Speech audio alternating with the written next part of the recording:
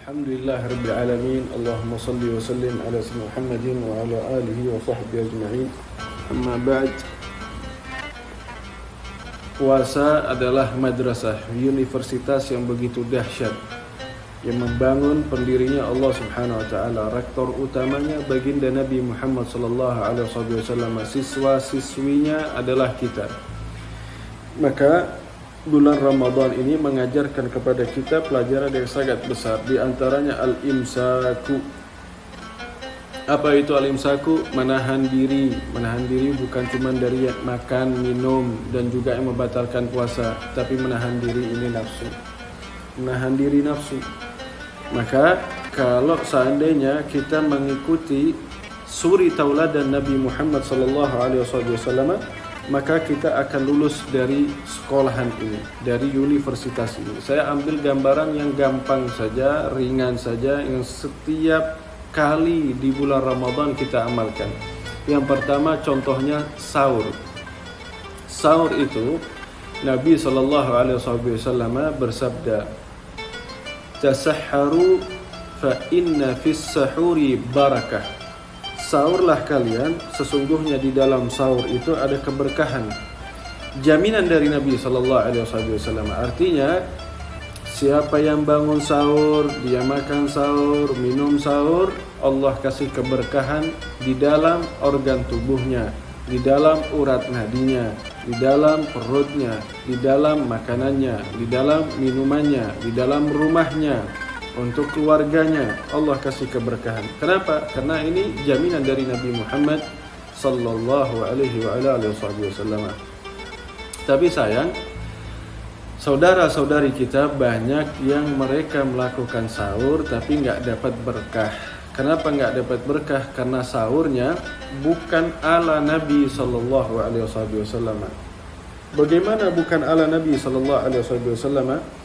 Karena Nabi sallallahu alaihi wasallam itu kalau sahur waktunya mepet. Kira-kira setengah jam sebelum adzan subuh. Waktu paling panjang 45 sebelum adzan subuh. Jadi kalau puasa sahur seringnya waktunya mepet. Kadang 1/4 jam sebelum adzan subuh. Ini menunjukkan Nabi sallallahu alaihi wasallam kalau sahur enggak banyak makannya. Kalau sahur sedikit, secukupnya, tidak terlalu banyak. Kita kalau sahur enggak kayak Nabi. Kita kalau sahur makannya banyak, minumnya banyak. Akhirnya jadinya nabung di dalam perut. Kenapa kok nabung? Biar kuat nanti waktu siang hari, biar kuat nanti sore hari. Padahal kalau kita amalkan ini percuma, nggak ada berkah.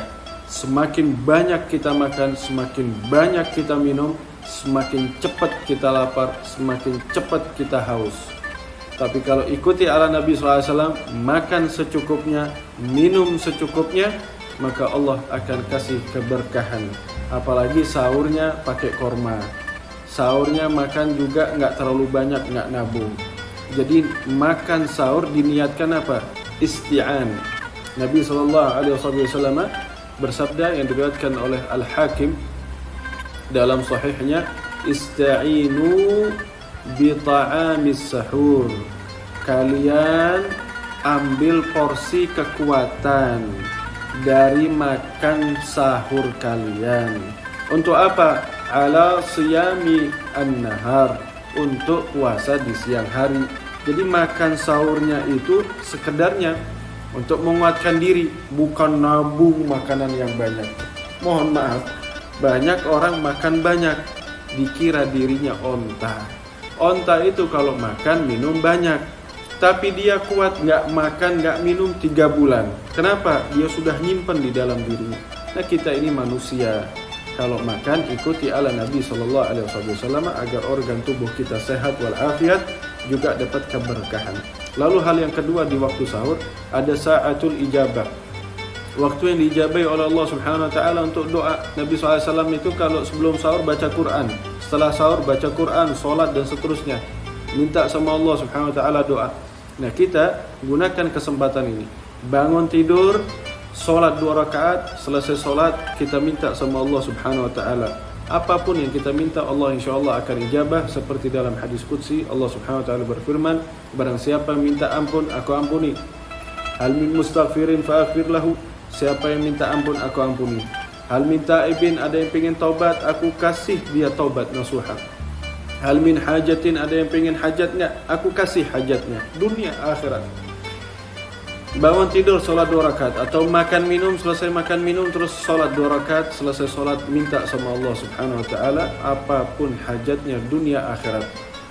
Lalu begitu juga pelajaran di buka puasa. Buka puasa itu kita makan ngikuti ala Nabi sallallahu alaihi wasallam. Gimana ala Nabi SAW? Ala Nabi SAW kalau buka puasa pakainya korma. Kenapa kok korma? Karena korma itu kalau dimakan nggak langsung dikunyah semua. Biasanya digigit kanan kiri. Terus setelah dimakan itu korma dia mecah jadi partikel kecil-kecil. Begitu dia jadi partikel kecil-kecil, masuk dalam organ tubuh, masuk di dalam usus dan seterusnya, itu dia semuanya diserap oleh organ tubuh, dilumat oleh ulu hati, oleh liver. Kenapa? Karena memang korma itu isinya banyak sekali. Ada glukosa, ada karbohidrat, ada vitamin-vitamin yang lain. Bahkan mineralnya juga ada, kalsiumnya ada. Semua apa yang ada vitamin-vitamin di buah-buahan itu ada di korma.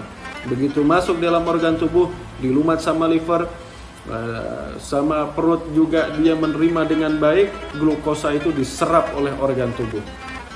Usus juga nggak kaget begitu kena korma, karena glukosanya itu begitu diserap oleh organ tubuh dia cepat menjadi tenaga, fit kembali ini badan. Lalu minum air putih. Air putih itu untuk melancarkan sirkulasi. Yang kedua, mendinginkan perut dan juga usus yang tadinya sudah kosong berjam-jam ini. Begitu kena air putih, sebelumnya dia kena korma, dia sudah mulai sejuk, mulai nggak terlalu panas. Dimasuki oleh air, dia redam itu panasnya. Sehingga organ tubuh ini Allah kasih kekuatan, diserap semuanya, airnya, kormanya diserap oleh organ tubuh sehingga jadi kekuatan. Setelah itu sholat, buka puasa, makan korma, makan yang kecil-kecil, yang ringan-ringan, minum air putih, sholat. Kenapa kok sholat? Organ tubuh akan jadi lebih fit lagi. Selesai sholat baru kamu makan, jadi perut kamu nggak kaget. Jangan seperti orang yang dilepas. Ini penyakit kita. Tadi saya dari awal sudah katakan imsak. Kebanyakan saudara-saudari kita dari subuh sampai maghrib kuat nahan diri dari makan dan minum. Tapi begitu maghrib, nafsunya dia nggak kuat untuk ditahan.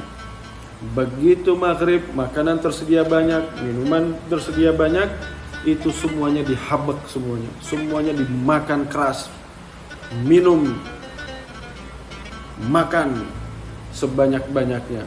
Nggak seperti itu ala Nabi sallallahu alaihi wasallam. Kalau ini diteruskan terus menerus, naudzubillah min dzalik, nanti ada yang cedera di organ tubuh dalam kita. Tapi kalau kita ikuti ala Nabi SAW, bukan cuma sunnah dapat pahala ibadah saja, tapi juga dapat kesehatan, dapat hikmah yang besar, dapat keberkahan yang luar biasa karena mengikuti Nabi Muhammad SAW. Yang indah lagi kalau kita buka puasa pakai korma. Korma itu disebut juga teriyak. Teriyak itu adalah sesuatu yang bisa mengobati yang lain, sesuatu yang bisa mengudarai atau memudarkan sesuatu yang yang carut marut, sehingga organ tubuh kita ini diobati oleh korma. Sel-sel organ tubuh kita yang tadinya hampir putus, naudzubillah min dzalik, atau aliran darah kurang lancar, begitu kita makan korma menjadi teriak. Semuanya dilancarkan oleh Allah Subhanahu wa taala. Yang kedua, kata ulama-ulama, ini luar biasa. Begitu orang makan korma, yuzilul humum. menghilangkan sumpek. Orang sumpek, depresi, stres, banyak pikiran, beban di pundaknya terlalu banyak, terus sampai dipikirkan kamu makan korma semuanya adem, semuanya sejuk, semuanya hilang. Kenapa? Berkahnya korma. Subhanallah. Maka korma ini perkara yang luar biasa. Intinya bahwa bulan puasa ini kalau sahur jangan rakus-rakus, jangan makan kebanyakan, jangan minum kebanyakan. Ikuti Nabi Muhammad SAW, karena hakikatnya puasa imsak, menahan diri, bukan cuma mulutnya saja tapi nafsunya juga. Jadi kalau sahur sekedarnya saja. Begitu juga buka puasa. Buka puasa makanya pelan-pelan, bilhana wasyifa. Jangan kamu makan beringas seperti orang kelaparan.